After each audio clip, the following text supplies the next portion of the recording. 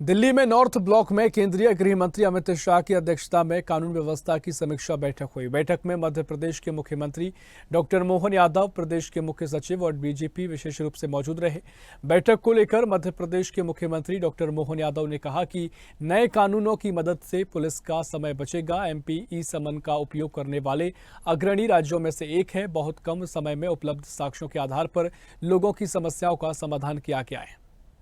श्रीमान नरेंद्र मोदी जी के सहयोग के गृह मंत्री श्रीमान अमित शाह जी के साथ मध्य प्रदेश में तीनों नए कानून को लागू करने को लेकर के अभी तक किए गए कामों की प्रगति को लेकर समीक्षा बैठक माननीय गृह मंत्री जी ने बुलाई थी। मुझे संतोष है इस बात का कि कई सारे निर्देशों के आधार पर जो जनता की सुविधा के लिए जो तीनों कानून लागू किए गए, उसमें काफ़ी बड़ी संख्या में हमने अपने यहाँ न केवल उनको लागू किया बल्कि नए कानून के बलबूते पर कुछ लोगों को तो अपने निर्धारित समय के अंदर अर्थात बहुत कम समय में उपयोग की साक्ष्य के आधार पर मुकदमों का निराकरण भी कराया।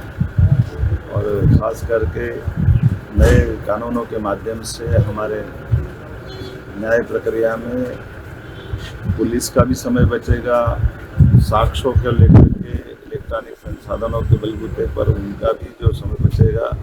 हमारे लिए बड़े पैमाने पर लेकिन इन लागू करने के लिए जो ट्रेनिंग का अभियान चला है, उस ट्रेनिंग के अभियान के बलबूते पर ये पूरे कानून का पूर्णतः लागू करने की दिशा में हमने काफ़ी अच्छी प्रगति की है। मुझे संतोष है कि आने वाले समय में इन तीनों कानून लागू करने के बाद हमारे चिकित्सालय खास करके मेडिकल और इन कारण से दिल्ली भर डॉक्टरों को जाके बैठना पड़ता था, अब आधुनिक संसाधनों का उपयोग होते वो अपने वहाँ से न्याय प्रक्रिया में अपनी साक्ष्य दे सकेंगे।